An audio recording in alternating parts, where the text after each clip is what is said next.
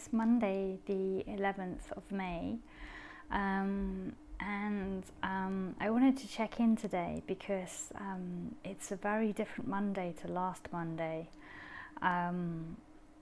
It's like the world here has changed significantly overnight, and looking out of the window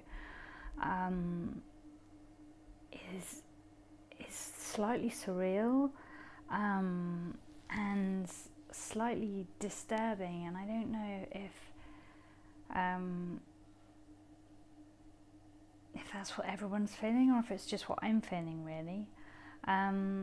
They basically moved us into the next phase of leaving quarantine, which began today, and so like most of the shops have reopened, and I think the ones that haven't opened have probably chosen not to open. There's like a weird kind of there's no continuity between it. There's like in the department store where our supermarket is. So the supermarket is like on the ground floor, and then the other layers have like kind of like, you know, technology and pharmacy and cosmetics and clothing and sports gear. In that department store, it's still only the ground floor on the supermarket that's open. You know, the cosmetic department, the pharmacy still shut, the computer department still shut, the kitchen department still shut, which doesn't really make sense to me because many of those departments would be really useful right now because things are broken over this quarantine, things have run out that need replacing. And okay, so we don't need the clothes shop open at all, but you know, pharmacy would be really useful, cosmetics would be really useful, and the kitchen department would be really useful. So that doesn't make much sense to me because on the high street, like loads of the clothes shops have opened again, and I know all the nail parlours have been open for like the last week or so, apparently, with the technicians working inside not wearing masks. Even technicians in nail parlours, where formerly they were always used to wear the mask all the time, weren't really wearing masks, and the clients weren't wearing masks either. And I find that quite confusing and quite unsettling. And then today they opened up the bars and the restaurants too, and so looking out of my window I can see a cafe down below, and there's lots of people sitting outside, you know, drinking coffee and having like snacks and stuff, and then other people are walking past, people that they know, and they're stopping to speak to them, and very few people are wearing masks. And I find this just really disturbing. I don't quite understand it. I'm like, well, are we all safe now? Do we not have to worry anymore? Or is this just, you know, an experimental phase and we are the guinea pigs? And I don't want to be a guinea pig in that experiment. It makes me feel really uncomfortable. And yesterday was overcast, and it was a Sunday. So I decided that it would be the best time for me to try to go out for a walk for the first time since this whole thing began. And because like here in Spain, we haven't been allowed out, so only one person per household has been allowed to go out and get shopping and stuff, and I wasn't the best person in my household to go out, and so I haven't been out at all. And yesterday was the first time I went out successfully. I tried once earlier on last week, and I completely failed. And yesterday I thought, right, okay, it's now or never, because the longer I leave it, the harder it will get, because you know, more time will have passed while I haven't gone outside. And also I was aware that with every passing day, like, life was going back to normal and things were getting busier again, so I needed to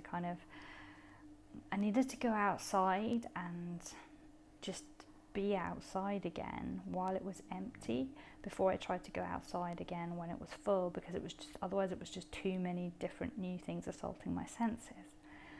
And so I managed, because it was really quiet and it was overcast, it was like there weren't that many people out at all, and so I actually managed to go for an hour's walk, and that was really nice to get out and go for a walk. But I was still really sensitized to everybody else, and I felt really uncomfortable walking past people who weren't wearing masks, especially as some of them were like coughing, and that just like set my hackles on end, and I felt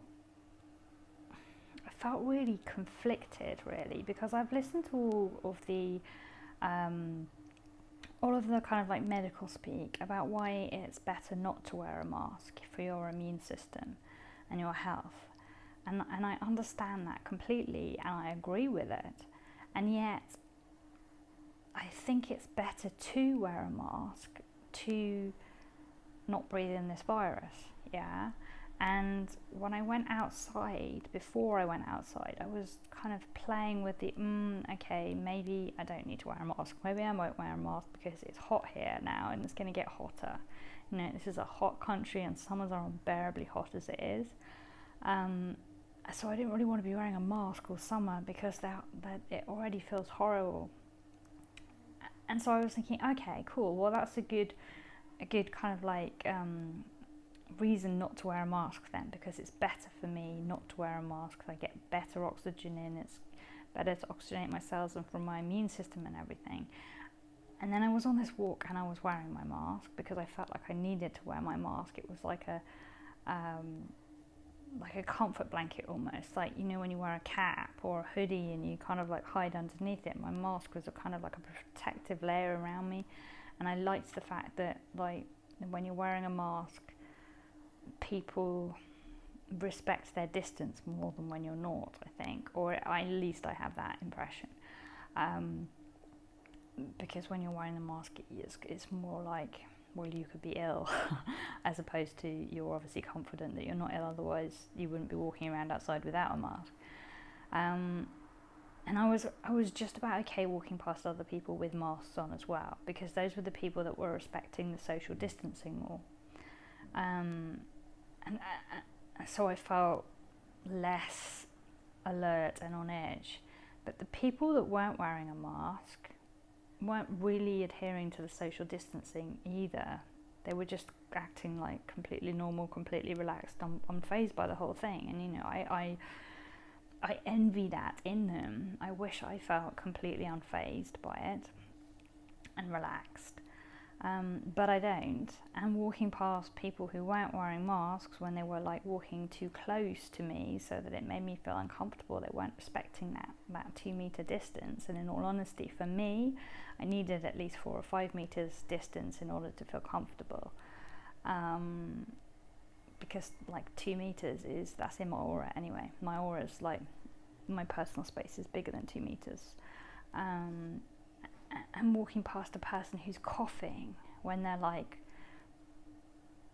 2 meters away from you, that just did not feel right at all.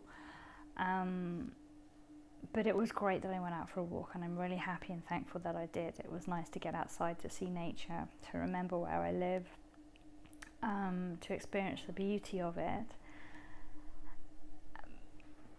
But I wouldn't be going out for a walk today, because today it's really busy out there and everybody's acting like it's normal again, and we're not normal again. Like we still had cases here, yeah. There were still like 450 odd cases of the virus here, and I don't know if those people are like seriously sick and in hospital or what. I mean, I'm presuming that because they have the numbers, that those are the people that are in hospital on the island, yeah. And there'll be other people who haven't reported it, who are at home, because like many of us have either had it or think we might have had it, and braved our way through it and not gone in and not had a test because the tests haven't been available.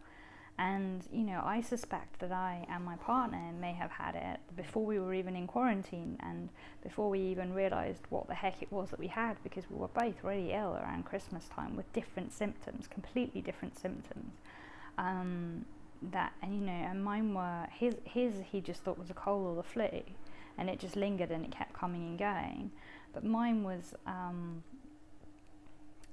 and it was a walking cold or flu, yeah, so it wasn't enough to make him like stay in bed, but he just felt a bit miserable and a bit rough and a bit thrown by it, because normally he gets gets off quite lightly with those things, and so, you know, he'll have it for a day and then he'll be fine again. And this was more of a lingering thing.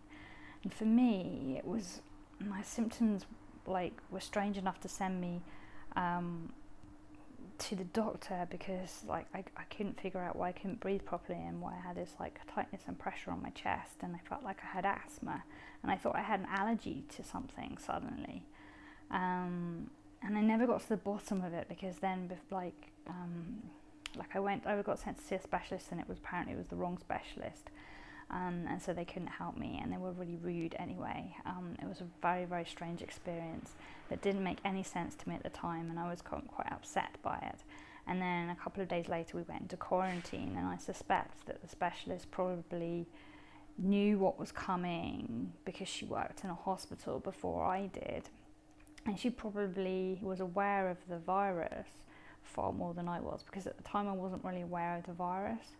I kind of knew it was out there, but I didn't think it was on the island, or I thought there were very few cases, and so I didn't think that anybody was really that worried about it here, because, you know, it was like apparently we only had like 12 cases, and so I didn't see that as like a threatening thing.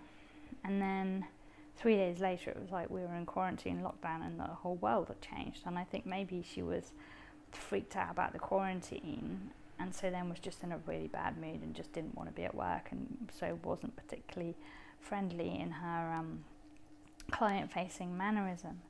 But anyway, so I never found out if what I had was like the virus or not, and but it was something that continued for like about 3 months, like coming and going. You know, it was kind of always there underneath, but then it would like spike and then go down again, spike and then go down again, and it caused lots of anxiety because of the not being able to breathe. And that's only kind of gone within the quarantine period, mostly, but not entirely. It still kind of comes back every so often. So I still don't know if it was, you know, the virus or not. But it's just, you know, there are lots of us who may or may not have had it and don't even know, and who've been walking around not realising it, and that's kind of like I don't know, that's unsettling to think that, well, if I did have it and I was walking around, who did I come into contact with? And I felt really bad about that at the beginning, but then everybody else that I speak to, that I know, also said that they had symptoms and signs that they were experiencing, which then has led me to believe that it's like I could just as easily have caught it off them as have given it to them. Do you know what I mean? It's like, so there's like kind of like there's no guilt to be felt, because everybody was out there walking around with their weird symptoms, thinking that they just had some kind of like winter something going on, whether it was an allergy or a virus like a flu or something. None of us knew anything bigger than that, to think deeper than that. But I'm just wondering now how many people are in that same position still. How many people have the virus and don't even realise that they have it, and then they're out there walking around and they're not wearing a mask and they're interacting with other people. And so the idea of like opening up the island again and letting life go back to normal to a pretty large degree seems really careless, considering that the lockdown was so serious here. I mean, you know, it was literally within a matter of a few hours we were told we were in quarantine and lockdown and we couldn't go outside, and all our freedoms suddenly vanished, and there were police and military outside everywhere. And you know, if you tried to do anything but go to the supermarket, you would be stopped and questioned, and if you went out in pairs, not on your own, you would be stopped and questioned and told off or fined. And that's all kind of like relaxed all of a sudden, and now it's like, and it's so stupid too, because we're still only allowed to go out for a walk or to exercise within the timetable that they brought out last week. So if you want to go for a walk and you're in my age group, you have to go between 6 a.m. and 11 a.m. in the morning, or 8 p.m. and 11 p.m. at night. You can't go out in the middle of the day for a walk at all. It's not allowed.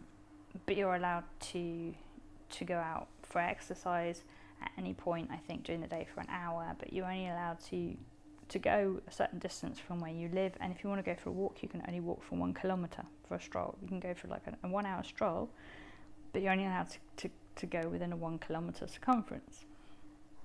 Okay, so that's like pretty serious, like, and obviously they are thinking about that in terms of taking precautions. But then they've opened everything up today, and all the bars and restaurants and shops are open, and okay, so they've got like social distancing employed so that the tables are like spaced out a bit, but you can go to get a coffee or a meal or, you know, a drink at any time of the day that you want, and you can go to any of the other shops at any time of the day you want. Yeah, so I could go and walk for an hour in one direction to go and get a coffee, or 2 hours in another direction to go and get some lunch.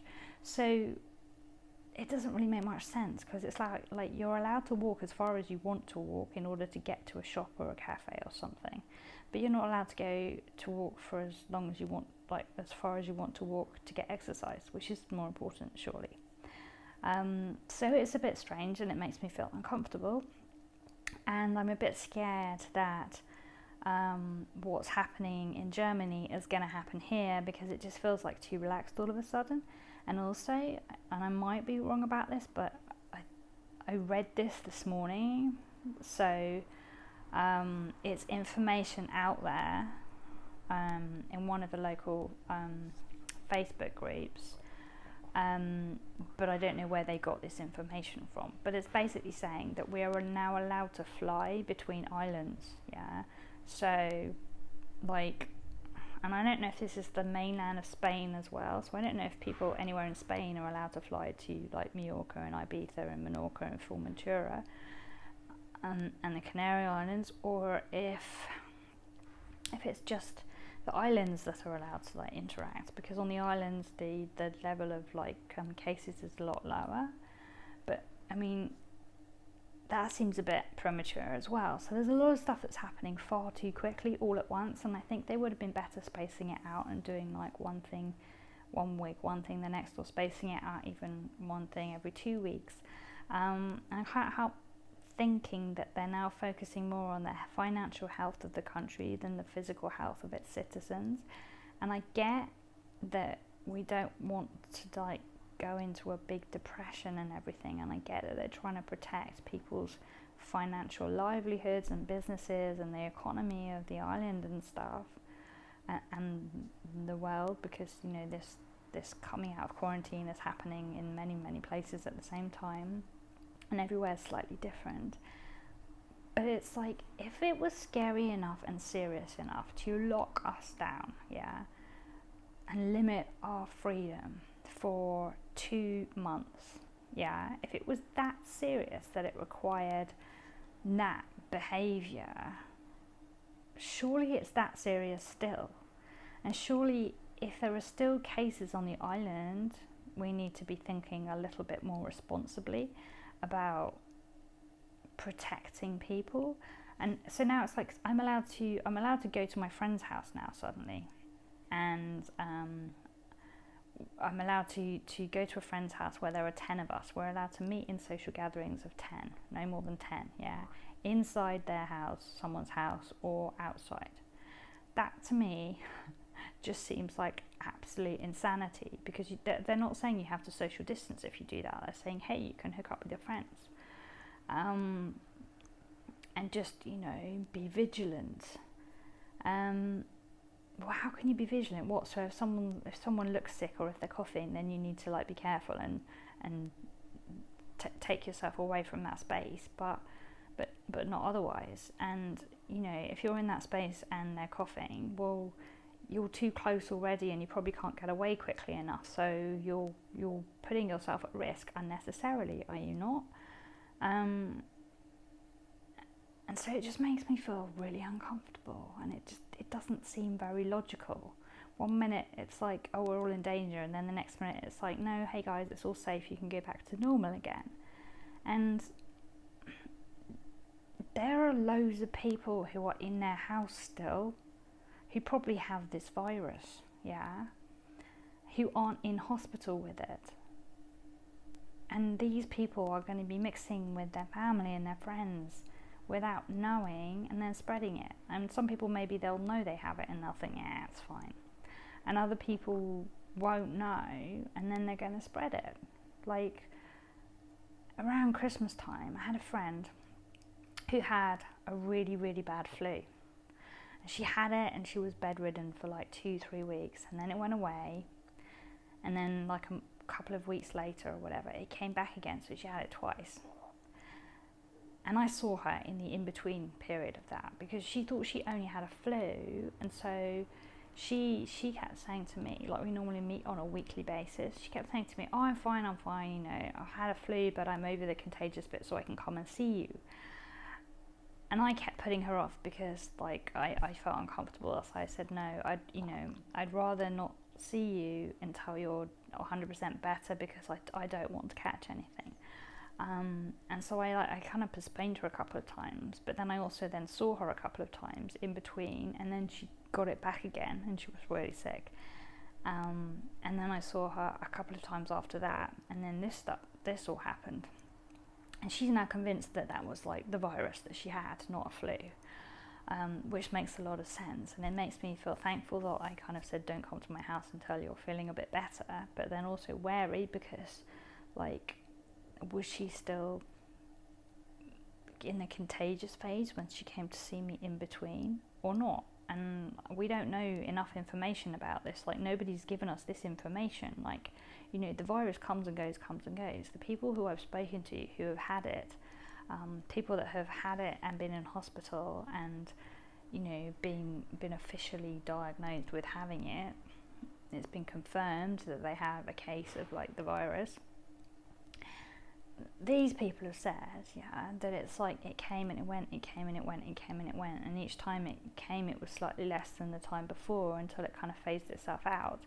And, you know, I don't know if they're still in the phasing itself out stage or not, because I think every time someone thinks it's gone, then kind of comes back again and it goes, and it's a really long, slow process. And that's what worries me. How many people are walking around outside right now in that stage, in that coming and going, and are they contagious or not? I mean, can someone please give us this information? Because I feel really uncomfortable not knowing. And I think the problem is, it's like there are two sides of the media at the moment. There's the one side that's saying it's really scary, you know, the world is in massive crisis right now, we're all going to die unless we get a vaccine out, so, you know, be scared. And then there's the other side going, no, this is all an over dramatization, and, you know, it's scare tactics, and they're using it as a manipulation to like change the world and take our powers away, like after 9/11. And so we're going to basically like sacrifice all of our personal health and the rights of our body. We're going to give them away to these people in our fear, in our panic, to be safe and have a vaccine, and then they'll be able to like inject us with any vaccine whenever they want for the rest of our lives, and they'll be able to put a chip in us so that they can then monitor us as we walk around outside, and if our temperature spikes or whatever, then they'll be able to just swoop in and pick us up and take us to a quarantine center. And where's the in between bit? Where's the bit that kind of says, this is how you get through this. This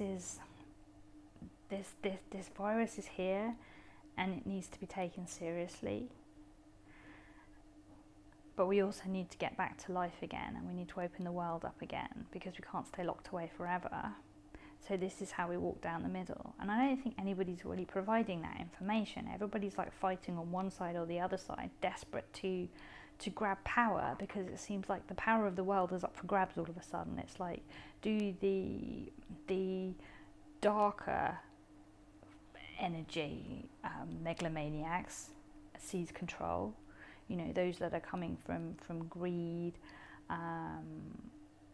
and from lust, and for the desire to possess and own selfishly, and to rule without being questioned. Do these people win, or do the the light worker megalomaniacs win, yeah. And I don't even know if all of these people who are making out that they are, working for the good of the people, and who are really spiritual and really heart-centered, I don't even know if all of them are, to be honest. I think there's a really big mixed bag in there. Some people are genuine and some people are pretending that that's who they are in order to swoop in and grab the power.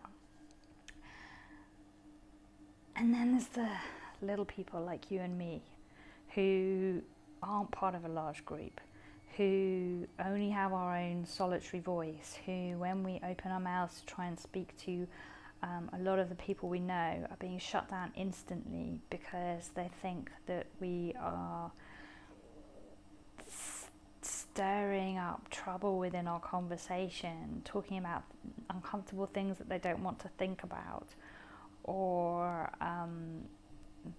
becoming susceptible to all of the theories out there and just being really gullible about the whole thing. And that's hard. And it's like, how do we count? How do we make a difference so that this whole thing wasn't for nothing? How do we make a difference so that the world doesn't just go back to normal? It's like, I'm looking out of the window today and there are so many cars back on the road again, and it's like I've had to shut my window even though it's really hot because it's noisy again. Like, I'm in the center of the city and it's noisy again, and that's disturbing to me because it was so beautifully quiet and peaceful for 2 months, and now it's becoming noisy again. And now it's like I can hear people outside constantly, I can hear cars outside constantly, and I'm worried that we're just going to start polluting the earth again, and that the beautiful blue sky without any chemtrails across it and without a thick layer of pollution, smog, is going to disappear, and all of that's going to come back. I'm worried that, the kind of like black dust that floats around a city that is just all of the kind of like pollution just then settling on the surfaces, I'm worried that that's going to come back again. And that hasn't been there for 2 months. I'm worried that the ocean's going to, get all over polluted again really quickly, and it hasn't had a chance to clean itself properly yet. And the beaches and everywhere really. And I'm worried about the animals and how they will fare, and Earth and how she will fare. And I don't know who's standing up for that. Everybody at the moment is standing up either for or against a vaccine as a solution, and for or against a leader as a solution. And I don't hear anyone standing up for the world, or for the animals, or even for the individual people and their individual rights. Like, I don't want my medical freedom taken away. I don't want to not have a choice about what I put in my body, and what tests I'm subjected to. Like, that's my choice. It's my body. Surely that's my choice. And I think we all need to be really careful, and we need to slow down a bit. It's almost like we got put on pause and we slowed down for 2 months, and some of us have really, really loved that and enjoyed it and revelled in that just slower pace. And I think other people have felt really suffocated and cooped up by it, and they've really missed the buzz and the fast pace of everything, and so they're just leaping back out and leaping back into it, and they want to get back to life as quickly as possible, and they want to get as much speed and action back into their life as they can. And that's where the danger lies. It's like, don't rush out, take it slowly, let's see what happens. So, maybe don't go and sit in a bar straight away. Maybe just get a takeout. Maybe don't get your nails done for a while, because do you really need your nails done? I mean, is that worth risking your health for, and then everybody else's health as a result of your health? Because it's not just about you catching this virus. It's about who you may spread it to and how many people may then become affected as a result. And that's how we got into this mess in the first place, was the fact that it spread too quickly. And I'm worried that it'll do that again, because many of us could have spread this thing to other people at the very beginning without knowing, like if we had it without knowing. And we don't want to be in that situation again, do we? I mean, that's just worrying. So yeah, I'm going to be careful, and I'm going to be cautious, and I'm going to take this really slowly, and I'm not going to go outside without my mask on if there are other people around. I'm not going to go outside when it's busy, and I am not going to go to any unnecessary shops or places. I will put up with my own at-home haircuts for a while longer. It's like, yeah, okay, it's not great. I'm not great at doing my hair, but does it really matter?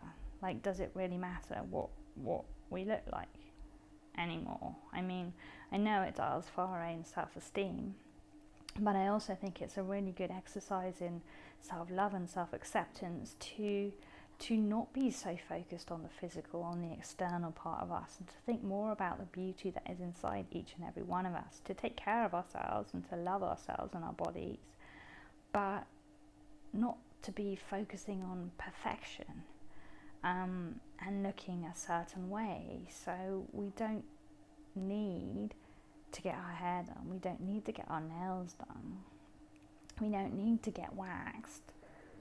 Like, we can do these things ourselves at home if we so wish, or we can choose not to, and we can go natural for a while and see how that feels. And the same with the going out to a bar or a restaurant. It's like, I don't know, it's really difficult. I guess people want to celebrate because they've been locked away for so long, and they want to celebrate the fact that they're alive and that they're healthy and that they have their freedom back. And it's natural to want to do that by going out and gifting yourself something. I totally get that. Like, I'm going to go out and have a really nice meal as my reward for dealing with 2 months of being locked up inside and not being able to go out at all. I understand it. I totally get it, and I'm not criticizing that for a minute at all. I'm with you. I agree. Yes, you deserve something to say, well done, congratulations, and you did a really great job. But what I don't agree with is the fact that treat that you're buying yourself might not actually be a treat. It might actually be something dangerous, and I'm worried for those people, and then all of the people who they then interact with in their life, because suddenly the world is opening up here and everybody is interconnecting again, frantically and furiously. And so I don't know. I urge you, whoever you are, wherever you are, whenever you are, if you're listening to this, and if this is relevant to you still, because obviously this is really like set in the moment, so what I'm talking about probably won't apply even in a week's time. I don't know, unless we end up back here again in 6 months' time or in a year's time, and then maybe this is really useful and maybe you could learn from this. But I just think, go slowly, yeah? Like, think of the tortoise and the hare. The tortoise wins the race, not the hare.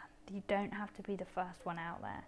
You don't have to be the first one to the party. You don't have to be the one hosting 10 friends, or meeting up in a restaurant or a cafe with your friends, or, you know, going and buying some new clothes in the clothes store. You do not have to be the first one out there. You've managed for 2 months, so you can manage for another few weeks or another 2 months even.